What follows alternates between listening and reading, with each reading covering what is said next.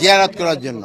এখানে আপনারা জানেন এখানে প্রায় 100-রও অনেক উপরে যাদের এখানে দাফন করা হয়েছে তাদের কিন্তু অনেকে শনাক্ত করা যায় নাই।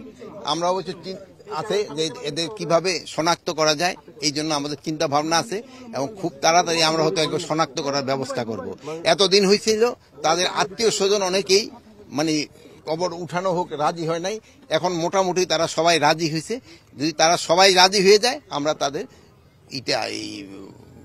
মানে তাদের ডেড বডি আমরা শনাক্ত করব এবং যদি কেউ ডিএনএর মাধ্যমে আর যদি কেউ এখান থেকে তাদের গ্রামের বাড়িতে নিয়ে যেতে চায় ওটাও আমরা তাদের অ্যালাউ করবো, যদি তার কোথাও যদি নিতে চায়। যেহেতু এই জিনিসটা হলো আমরা কিছুদিন আগে আমি এবং আমাদের আদিলুর রহমান ভাই দুজন আমরা মুন্সিগঞ্জ গেছিলাম, সেই সময় তারা বলছে যে না আমরা এখন সবাই মোটামুটি রাজি, আপনারা এখন শনাক্ত করতে পারেন। এখন ওনারা যদি সবাই রাজি হয় আমরা শনাক্ত করার ব্যবস্থা করব। না না এই প্রসেসিংটা শুরু সময় লাগবে না, সবাই যে সময় রাজি হয়ে যাবে সে সময় আমরা করব। এখানে বিষয়টা হচ্ছে যে আপনারা বলছেন শতাধিক কবর, মানে বলা হচ্ছে নির্দিষ্ট করে এখন পর্যন্ত পেয়েছেন কিনা, কতগুলো আছে? এখানে একটা সংখ্যা 114টা আমরা এখন পেয়েছি যে 114 জন। না বিচার পরীক্ষা চলতেছে, বিচার পরীক্ষা তো চলতেছে, কিন্তু আমার হলো একটা অনুরোধ, আর শোনেন ধরা ছয় আপনাদের কাছে অনুরোধ, এই যে ধরেন যে এই যে গণকবর এই দেশের জন্য যারা শহীদ হয়েছে তাদের কবরের এই যে ইট ফিট গুলি ভালো আমাদের আপনি ভাই কথা শেষ করতে, আপনাদের বললো বড় সমস্যা হলো আমাদের দুর্নীতি।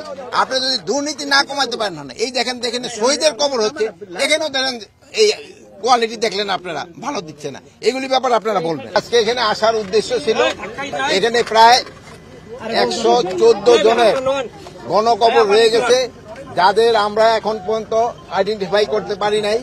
আমরা চেষ্টা করতেছি, অনেক সময় আগে একটা ছিল তাদের যারা উত্তরসূরি রেখে গেছেন তাদের ভিতরে একটা ছিল যে কেউ চাচ্ছিল এটা শনাক্ত করা হোক, কেউ চাচ্ছিল না। এখন তারা মোটামুটি নাকি রাজি হয়েছে, তারা মুন্সিগঞ্জ আমরা গেছিলাম সেই সময় বললো যে তারা সবাই রাজি হয়েছে এটাকে শনাক্ত করার জন্য। এই জন্য আমরা খুব তাড়াতাড়ি এদের শনাক্ত করে যারা তাদের বডি এখানে রাখতে চায় তারা এখানে রাখতে পারবে, আর যদি কেউ নিয়ে যেতে চায় ওটাও নিয়ে যেতে পারবে। আর এই জন্য আমরা এখানে আসা। আরেকটা এখানে আপনারা দেখলেন যে এখানে কিরকম যে কাজের যে একটা দুর্নীতি, এখানে ইটের কোয়ালিটি খারাপ। আপনারা যারা আসেন না আগে এখন একটু দেখে নেবেন। তারপরে যে সুরকিগুলি আনা হয়েছে এগুলির কোয়ালিটি খারাপ। আমাদের দেশের জন্য যে প্রাণ দিল তাদের কবরস্থান কন্ট্রাক্ট নেওয়ার পরেও যদি এরকম দুর্নীতি হয় তো দেশে কিভাবে চলবে?